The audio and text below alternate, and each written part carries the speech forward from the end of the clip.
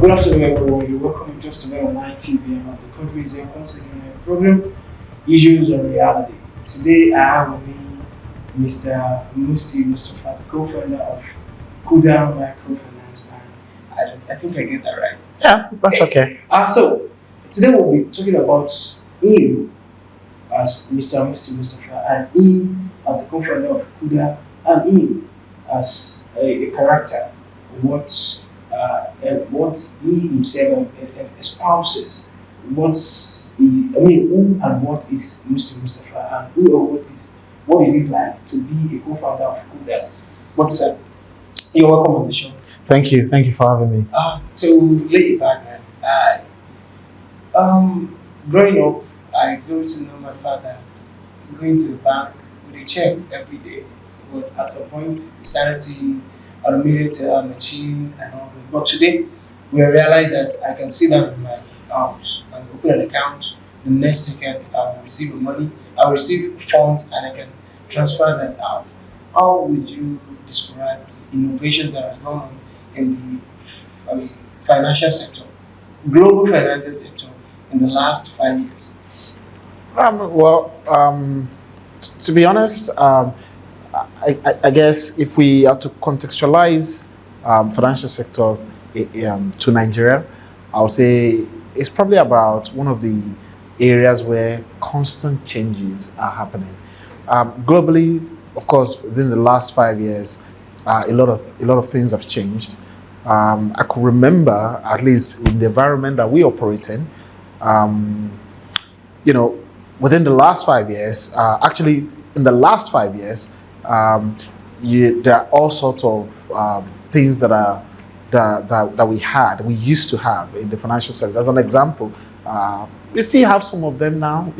Perhaps at the time when you want to send money to another bank, it's going to cost you, I think, about 100 naira at least, 105, if I'm not mistaken. Depending on who you're sending money to, and which bank you're using as well. To actually open an account, you've got to have to visit a bank physically. You have to fill a physical form and all of that. It can take days before you have an active account number. It takes days or weeks to get an ATM card. It takes days or weeks to get a checkbook. And then what about the cost? The cost is enormous. All sorts of charges that were in existence. Account maintenance charge, card maintenance charge, SMS charge, transfer charge, all sorts of charges here and there. So what Kuda has done really in true sense is to pioneer what nobody had thought was possible in the last 5 years that we've came into existence. We started the idea of lowering extremely the transfer fee. We pioneered opening of an account without actually having to visit a physical branch.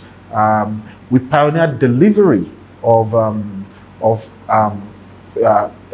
automated teller machine card, debit card to customers. So many things that we've brought into the financial service that has now become a normal thing where other institutions have also followed suit. But it's a good thing to copy. People only copy good things, I guess. Yeah. Well, the financial sector is one of the, I would say, one of the hardest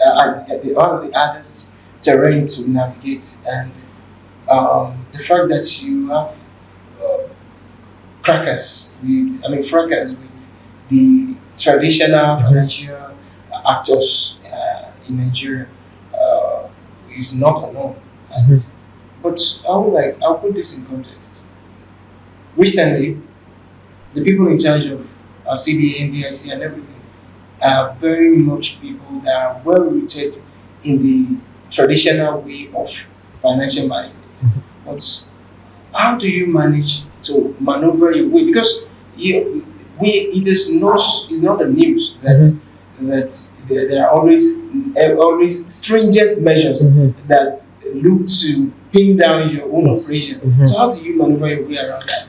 I mean, look, it's simple, it's hard, but to do hard things, you can't look at it from a hard way. I think the wise thing to do when something is as hard as taking on the big players, and especially in a sector as delicate and as important as the financial service sector, you've got to look at it from a simple perspective, because in that simplicity lies, and for us, what we've done is to adopt the mantra of to whom much is given, much is expected. So for us, we believe we have to constantly not only justify ourselves to our customer as to why they should continue to bank with us and trust us. We also have to continuously to justify ourselves to the regulator, so they continue to have that trust and believe in us, and most especially justify ourselves to the entire community, because it's important. As what the underlying factor in all of these issues you've identified is either lack of trust or inadequate trust, or there's trust in it ultimately. So for us, the work is cut out. We just have to make sure that we earn the trust of all our stakeholders, and we're doing pretty well in that regard. As far as customers are concerned, our relationship with regulator is super solid. As all time high. We have partnership with even the traditional banks as well. So it's just it's an early day. So there's still a lot of opportunity that we see in those challenges, even though there are challenges, but we see them as opportunities for us to crack. But you talk about trust. I know that there will be times, I know it will be an enormous burden. Let me say responsibility. Let me use the word burden as a responsibility, managing people from from everywhere in the world. If somebody lives in Antarctica, the person wishes to have a Kuda bank. Yes. The person is well welcome. But the thing is, how do you feel when the service, the traffic comes down? The trust is in Nigeria. Naturally we have trust issues. Yeah. But when you know that, for example, you want to transfer your money and you realize that, and I think it has happened before. Kuda's service comes down. How do you feel? Look, I can liken it to when you have a child and your child maybe got hot. You feel the pain, right? So for me, nobody wants the business to see any issue or whatsoever. However, in the field that we play in, the downtime, there are you can categorize issues into two different broad categories, right? The ones that you have control over and the ones that you don't have control over. As much as possible, you can do so much on those that you have control over. And we are excellent in that. I think we got our house covered a large extent. We've invested so much in our technology, so much in our people, to ensure that we are able to serve and offer great services to our customers. And that's testament in what we deliver out. But fortunately, or fortunately, because it is financial service, you need partnership. You need, dependencies on shared services one way or another. So when we experience downtime, perhaps maybe it's a third-party downtime or one vendor or one service provider. It could be internet provider, it could be transfer service provider, it could be one partners that is just having issue that will now spill over to your own service. Unfortunately, our customer, rightly so, they don't have to care about any other person because who they're having business with is Kuda at the end of the day. Yes. So Kuda takes the brunt of all of this issue. So, but look, for me, what we've come to realize is the actual issue is less. Of course, the best thing is to not even this third party to not have issue at all, so that everything runs smoothly. But we can all agree that is practically impossible. You can't have 100%. If you are up 100%, one of your partner would just have one issue one way or another. It's what it is, and we have so many of them, such that it feels that you're having this downtime all the time. But no, maybe it's just one partner today, another is. There are so many that they can be having issue every day, and they're not repeating, and you're having issue every day. However, what we've realized is that the issue is less about because customers will understand that sometimes there will be technical issue, right? So how do you react? How do you carry them along? And what other alternative measure have you put in place to alleviate the pressure of the impact of the issue you are having? And that for me is one thing that we've invested so much in and what we're doing, even in as simple as communication. When there's no institution today, we started that. There's no institution that does that like Kuda. We communicate with super transparent with our customers, to the extent that some of our colleagues will be worried that, oh, we're telling them too much. You just keep quiet. You cannot keep quiet. You have to be transparent with customers. It's very key. So when there's a problem, we let you know on time so that you can find alternatives, or at least you know. So that we've done it such that sometimes when there's a problem, perhaps with a third-party provider, and we'll let you know, and you're complaining online, another customer will be telling you, yeah, but they've told us that there's a problem. Just chill, guy, you know. So for me, handling it is super important as not having issue at all. So, but because we cannot do to not have issue, so the next best thing is to handle it appropriately by communicating to the customers. But on a lighter note, I want you to hear this. When you deal with the majorly people of computer age, yeah, then the trust with internet in Africa is not as okay as where you come from. But the thing is, when you open your phone and you realize that Kuda is trending #1 in computer, you know that anything that trends #1 in Nigeria there's a problem. That's a problem. How do you do when you see that? I mean, look, I get these things over time. You get accustomed to it, right? Because it's like, no, I'm not saying I am accustomed to. I mean, we've trended many times, and #1, and fortunately, they are for good reasons. You know, of course, we've trended for the other reason as well. Either way, I mean, look, you can't control it. Like I said, there are some things that you just cannot control it. If I have my way, I will not have it that way, but I can't. So what do? Start crying? No, I will not cry. I would rather fix whatever I can fix to ensure that it doesn't happen again and take a lesson from there. Because customer really, they will not be complaining if everything runs well. Exactly. So complaining or feeling bad doesn't solve anything. Really, you just have to take that lesson and fix it and do something about it. That for me is the most important thing. Okay, all right. Let's come on. Like where we are going along today, and you know that what we say, as we say, you're conversant with the Nori culture. Yes. He's a brother, wasn't game from him. But let's start with the spirit. A lot of people in Nigeria today find it difficult to take their hand to their mouth. But the major issue, a lot of experts have said, is that the skill that we don't. I mean, maybe many Nigerians do not have the needed skills in the global stage today. So, how do you advise an average Nigerian? What skills do you advise us to go into to be a fit for the global standard? Yeah. So I mean, look. There are so many people who are better equipped, better experienced than myself, as in terms of giving advice of this nature. But from the little experience of mine, and perhaps from what I can see in my little space, I think it wouldn't be, in my view, it wouldn't be wise to kind of like, oh, give an advice, say, oh, this is what you should be doing, or go and study this, or go and learn this, go and do that. It's the only thing I can say is we need to do away with the mindset that this is a particular thing that I have to do. Perhaps as an example, oh, I just want to work in this company, or I just want to work in this sector, or I just want to do this. You know, like we just want that. We always have that destination in front of our mind, and that's what we are looking at, rather than the process and the journey that will produce that that destination. Always, we should pay more attention to the process and the journey rather than the destination. So for me, if there's anything I would say is,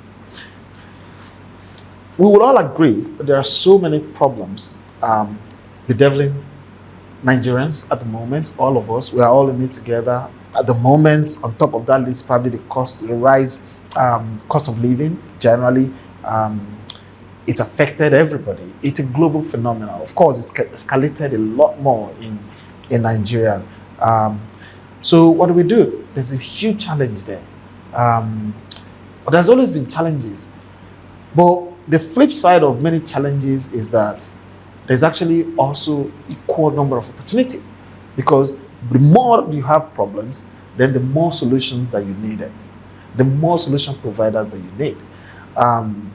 And it may sound a bit cliche. Of course, people might think, okay, yeah, I mean, of course, what will you say? You're speaking from a position of privilege. Well, look, I didn't wake up one day and become like this. I've had to take a bull by the horn and did something. Of course, I got fortunate that something that I did, the decision I made at that time, turns out to be this. But if I had not done anything and was waiting, I wouldn't be here. Those who have done something for themselves today, the story is similar. You just have to do something.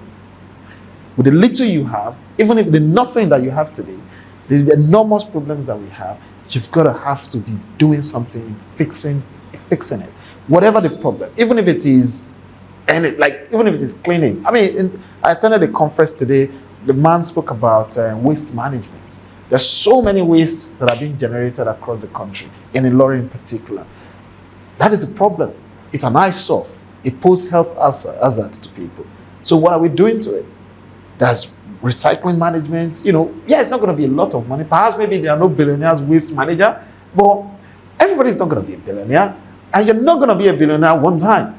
There's so many things. The billionaires of today, they've tried their hands on many things. You're not going to just do one thing and become that. You've got to have to try many things. Perhaps maybe it's waste management. Perhaps maybe it's security, anything at all. What you should not do is just to fold arms and be waiting for manna to fall. It's not going to fall. You've got to just get on and start doing something. That is the single most important advice I can give from my view. Okay, now I'm a local boy. Let's start with the area in Ilorin today. Let me ask you a question. I think I have the answer, but I want to make it rhetorical. Do Kuda, Yeah. as a branch here in Ilorin? Right now, of course, Kuda started at his digital bank. Exactly. By digital, it means there is no physical. Exactly. There's no physical branch, of course. But we've realized that, of course, for me, I mean, the future of banking will be, it will be so intuitive that it's just become part of our daily lives. You're not going to have to pay special attention to it going forward. The same way you don't pay attention to WhatsApp message. You're not going to go somewhere else because you want to send a WhatsApp message. Okay. You just do it, right? I'm predicting that banking is coming to that level where it's just part of us. It's just there. You don't even notice it. You use it when you need it. You close it when you don't. It's just there, part of our life. You don't complain. It just works, right? That is the vision for Kuda, to become that and be able to bank all Africans on the planet. However, we do realize that, of course, Rome wasn't built in a day. We're not going to get to that nirvana from day one. So we're putting in conscious effort in place to ensure that we have presence in strategic location. Okay. Of course, subject to regulatory approval and all of that. So yeah, hopefully, things is in the pipeline, definitely. I mean, of course, Ilorin will be one of the areas that we'll be looking to. So of course, as a business, of course, you don't do business for just because it's an emotional thing. No, you don't do business that way. But yeah, I do believe Ilorin qualifies with from an economical point of view. Yes, Ilorin do qualify as a city to have a branch of Kuda, and we'll be happy to be here. I think let me close it up with this. I think you are somewhat conversant with Yoruba. Yoruba people will say Tabare or Niger. But the thing is, most of the problem we have in Nigeria or in Africa generally that we meet is that the opportunity of meeting with doers of things and somebody that has an opportunity to converse with Elon Musk, Warren Buffett, Jeff Bezos, Bill Gates, compare that person with somebody that has lived in the rural Nigerian area, all this stuff. But the thing is, I want to ask if you and though people like you have a way of meeting where you plan something like Silicon Valley, even if it's not for Nigeria, for Africa as a whole, where talents will be groomed and explored. Do you have any plan of that? Do you have any? So personally, I'll say I'm a product of benevolent people who are seeing potential in me, and they were able to, from my co-founder, he saw what he saw and decided to take a gamble on me. Of course, I took a gamble on him as well, but he took a gamble on me. To the investors who banked us when we were, when we had the chance of failure to success was pretty high. So I've been a product of people taking a chance on me. So it's only right for me to also take a chance on people. Maybe not as structured as you've described it, but in a way, I'm doing everything in my power within my own space to ensure that I give back to the society, encourage the younger ones who are doing something, to the extent of even investing in businesses that I'm able to, that I believe in, and I believe that they are making huge impacts in the society. Of course, I would want to do more, perhaps even be part of a well-structured arrangement as you've described it. But one step at a time, we have to take it a step at a time. Of course, there's still a lot of things we have to do from a business point of view, the growth and all of that. So we're juggling so many things, and I believe we'll get there, But we are giving back to society in our little way as we can. Well, maybe when you decide to invest in, to divest, maybe you invest in media, and then my brand will be there to welcome you with investment. Yeah. But about to capital, what will be your position back in all this? I mean, look, I'm excited to be here with you guys. I appreciate the opportunity to tell a little bit of my story and share my view to everyone. I mean, look, let's for me, there's one parting word, and wherever you are hearing this from, just don't lose faith. Just believe in the country, believe in the state. There's no other reason why you should do that, simply because you have no choice. There's no other choice. That's the only choice. You just have to keep believing. What other choices are there? You can't replace the country, can you? You can't. Wherever you go today, whatever you become, you cannot replace Nigeria. You can't. There's so many people who have tried it. They failed. You will fail.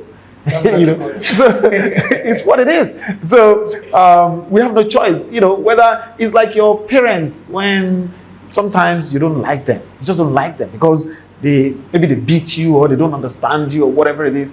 You can't say, because they at that point in time hurt you, you're going to replace them. I don't want this daddy again, I want another daddy. You can't. Just because you can't, you have no choice. So when you know that you have no choice, it's like you can't control it. So you don't have to dwell on the negative. Just believe, keep believing, because that's the only choice there is. Keep believing.